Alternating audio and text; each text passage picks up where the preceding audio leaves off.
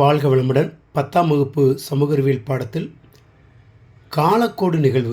இந்த காலக்கோடு நிகழ்வு பார்த்தீங்க அப்படின்னா 5 மதிப்பெண்கள் உறுதியாக வாங்கலாம்.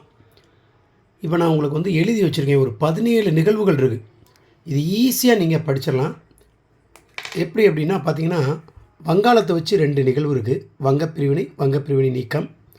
அடுத்து வேர்ல்டு வார், முதல் உலகப்போர் துவக்கம் 1914, முதல் உலகப்போர் முடிவு 1918. அதுமாதிரி 3 உடன்படிக்கைகள். வெர்சைல்ஸ் உடன்படிக்கை 1919, லொக்கர்னோ உடன்படிக்கை 1925, லேட்டரன் உடன்படிக்கை 1929. ஸோ 3 உடன்படிக்கைகள். அடுத்து வட்டமேஜை மாநாடு 3.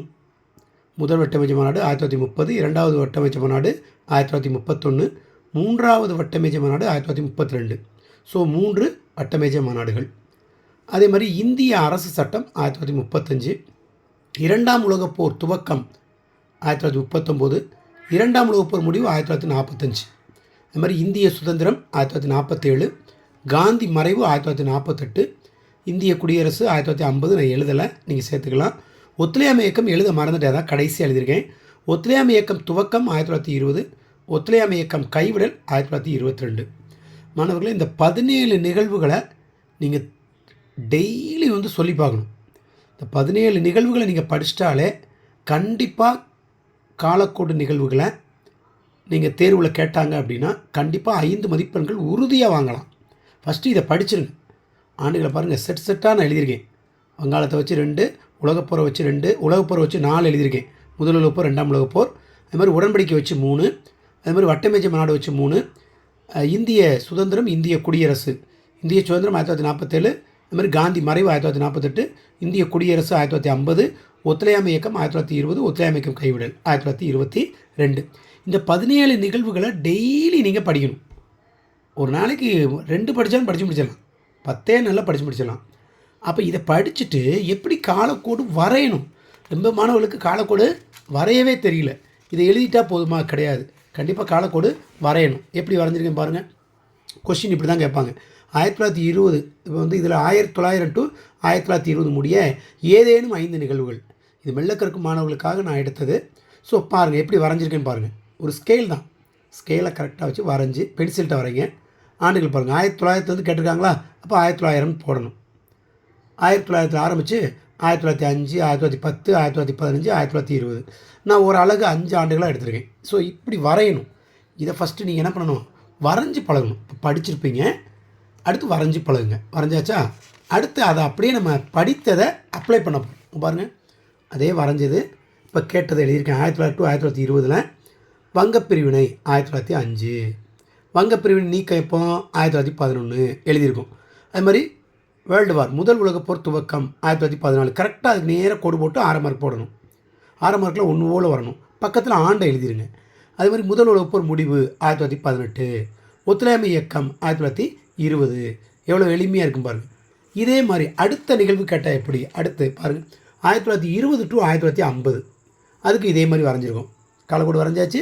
அதில் நம்ம என்ன பண்ணியிருக்கோம், என்ட்ரு பண்ணியிருக்கோம். பார்த்தாலே உங்களுக்கு தெரியுது. ஒத்துழையாமை இயக்கம் 1922, ஒத்துழையாமை இயக்கம் கைவிடல் 1922, லொகர்னோ உடன்படிக்கை 1925, முதல் வட்டமேஜை மாநாடு 1930, இந்திய அரசு சட்டம் 1935, இரண்டாம் உலகப்போர் துவக்கம் 1939. இந்த 1920 to 1950 கேட்டாலே மெல்ல கற்கும் மாணவர்கள் ஈஸியாக நினைவில் வச்சுக்கிறது. இந்த ஒத்துழையாமை இயக்கத்தையும் 3 வட்டமேஜை மாநாடையும் ஞாபகத்தில் வச்சுக்கிட்டாலே 5 மார்க் வாங்கிடலாம். ஆனால் கரெக்டாக எழுதணும். தப்பாக எழுதிட்டிங்கன்னா முடிஞ்சு போச்சு. முதல் வட்டமேஜை மாநாடு 1930, இரண்டாம் வட்டமேஜை மாநாடு 1931, மூன்றாவது வட்டமேஜை மாநாடு 1932.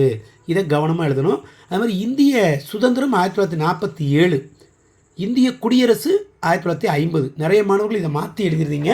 ஸோ நல்லா படிங்க. அடுத்து பார்த்திங்கன்னா 1920 to 1940. இது ஒரு கிரிட்டிக்கலானது. 20 ஆண்டுகள் மட்டும் கேட்டிருக்காங்க. அதை நான் வரைஞ்சிருக்கேன். அதில் பாருங்கள், ஒத்துழையாமை இயக்கம் 1920 போட்டிருக்கேன். ஒத்துழையாமைக்கு கைவிடலும் போட்டுக்கலாம் நீங்கள் 22. சரிங்களா? அது மாதிரி முதல் வட்டமேஜை மாநாடு போட்டிருக்கேன். மூன்றாம் வட்டமேஜை மாநாடு போட்டிருக்கேன். இந்திய அரசு சட்டம், இரண்டாம் உலகப்போர் துவக்கம். ஸோ ஈஸியாக போட்டு அதனுடைய நிகழ்வுகளை நான் உங்களுக்கு எழுதி காமிச்சிருக்கேன். அடுத்து ஒன்று பாருங்கள். 1910 முதல் 1930 முடிய ஏதேனும் 5 நிகழ்வுகள், அதுவும் உங்களுக்கு குறித்து காமிச்சிருக்கேன். முதல் உலகப்போர் துவக்கம் 1914, முதல் உலகப்போர் முடிவு 1918, ஒத்துழையாமை இயக்கம் 1920, ஒத்துழையாமை இயக்கம் கைவிடல் 1922, முதல் வட்டமேஜை மாநாடு 1930. எனக்குள்ள 1930ன்னு எழுதணும். சரிங்களா? ஸோ எதுக்காக நான் சொல்கிறேன் அப்படின்னா, இதெல்லாம் நீங்கள் நான் முதல் கொடுத்த சரிங்களா, ஃபஸ்ட்டு என்ன கொடுத்தேன், அந்த 17 ஆண்டுகளை தரவாக படித்தாலே, நிறைய பேர் 10 படித்தா போதும்பாங்க.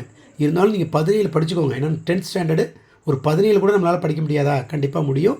ஸோ இதை நீங்கள் படித்து நீங்கள் காலக்கோடு தெளிவாக இது மாதிரி வரைஞ்சி, இது மாதிரி என்ன நிகழ்வு கேட்காங்களோ அதை நீங்கள் அப்ளை பண்ணுங்கள். கண்டிப்பாக மெல்ல கற்கும் மாணவர்கள் காலக்கோடு இந்த கேள்வியில் கண்டிப்பாக என்ன பண்ணலாம், 5 மதிப்பெண்களை முழுமையாக வாங்கலாம். ஸோ மறக்காமல் இதை குறித்து பாருங்கள். இதை வந்து பிடிஎஃப் வடிவில் நான் உங்களுக்கு டிஸ்கிரிப்ஷனில் கொடுக்குறேன். அதையும் நீங்கள் பாருங்கள். ஏதாவது டவுட்னா என்னுடைய நம்பருக்கு நீங்கள் காண்டாக்ட் பண்ணலாம். என்னுடைய செல்ஃபோன் நம்பரும் நான் டிஸ்கிரிப்ஷனில் கொடுக்கேன். தேங்க்யூ. அடுத்த பதிவில் சந்திப்போம். நன்றி.